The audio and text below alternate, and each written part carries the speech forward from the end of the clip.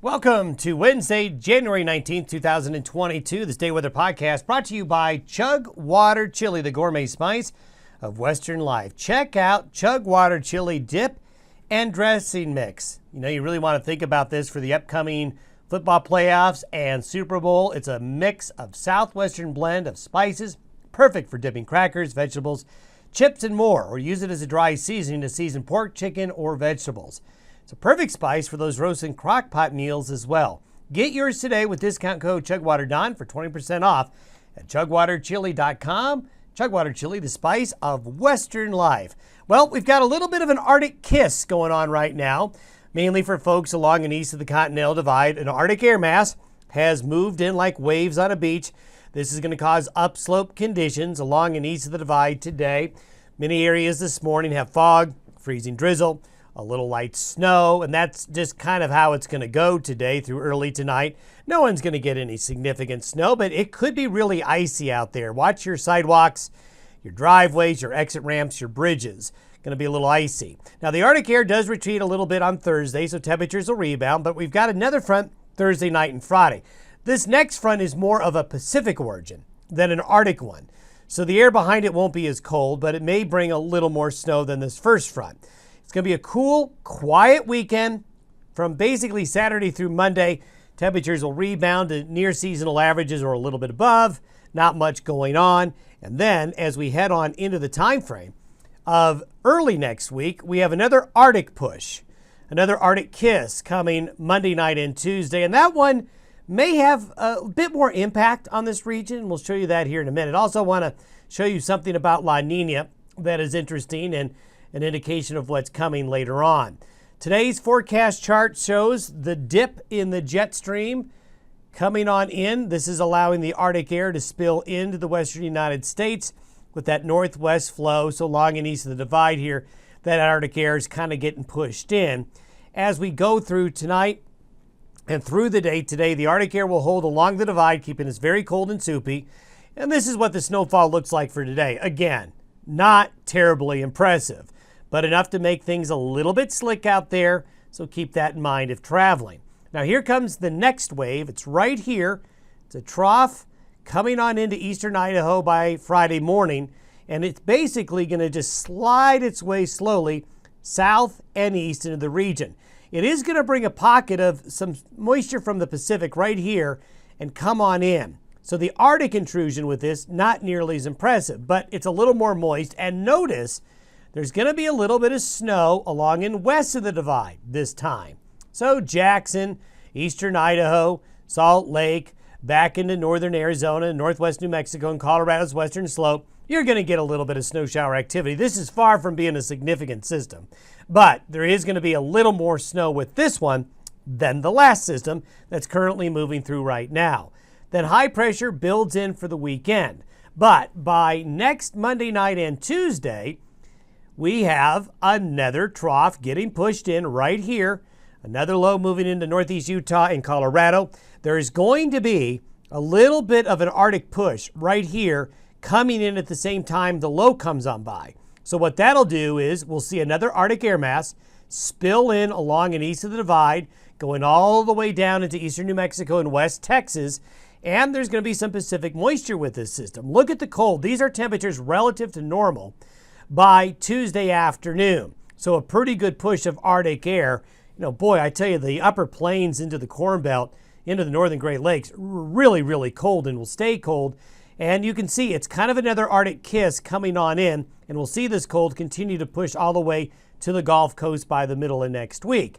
There it is, right there. You can see this is by Tuesday afternoon, this is by Wednesday afternoon.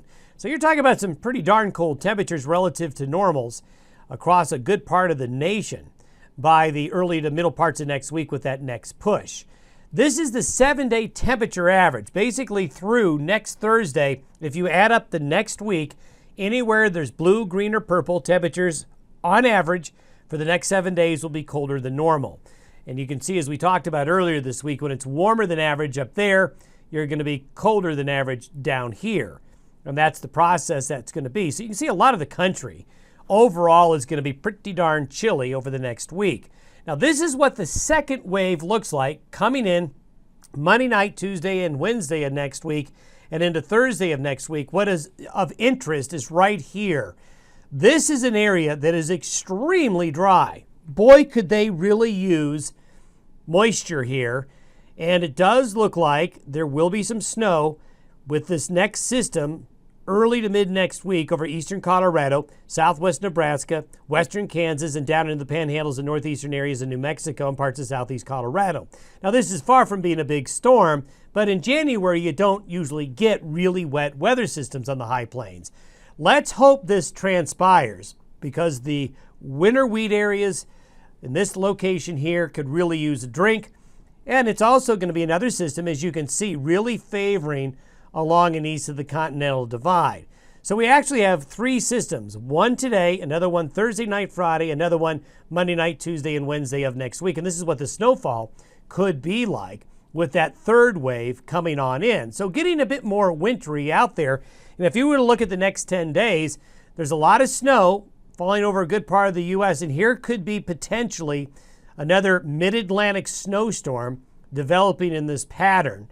So there's more bad weather headed towards the Midwest and the East Coast with this weather pattern here over the next 10 days. Now, going out to February 1st, we talked about this yesterday. High pressure looks like it's going to retrograde further out west into the Pacific, which means the western United States, notice the trough is building in the western United States by February 1, while high pressure returns to the southeastern United States. This particular jet stream configuration is somewhat similar to what happened Christmas week and New Year's week, where the western United States got cold and stormy. So it looks like the tendency at the end of January into early February is for the shift of the more active weather in this part of the nation here right now to go more west. So for you West Coast folks, it looks like right at the end of January into early February, it starts to get wet again. There's not much going on in the far west, but I think that'll change as we turn the month of January into the month of February. And I wanted to show you what's going on out in the Pacific. As folks know, I am a big believer that the Pacific is the main climate driver in the western United States, and so we got to pay attention to the Pacific. This is the most recent update of sea surface temperatures. This is as of this past Sunday. And you can really see the green, the purple, and the blue here, the colder than average sea surface temperatures out in the subtropical Pacific Ocean. What is of interest is I want to show you what's going on right here, because this is important. So this is the most recent update. Let's take a look at La Niña a year ago, exactly a year ago from Sunday or the 16th of January of last year. Notice the more westward extent, how far west across the Pacific La Niña was. This is in contrast to what's going on right here. What this means right here, folks, is with sea surface temperatures warming up here, this region of La Niña and El Nino, which we watch so carefully, is starting to lose its cold punch. And so when you look at the extent of across almost the entire Pacific of La Niña this time last year, it's getting eaten away, getting a chunk of it taken out. This is the process of La Niña continuing to weaken. It's still there, but this is another sign that La Niña is going to fade going into spring, summer of this year. We'll keep an eye on it for you. Have yourself a great Wednesday. We'll see you tomorrow.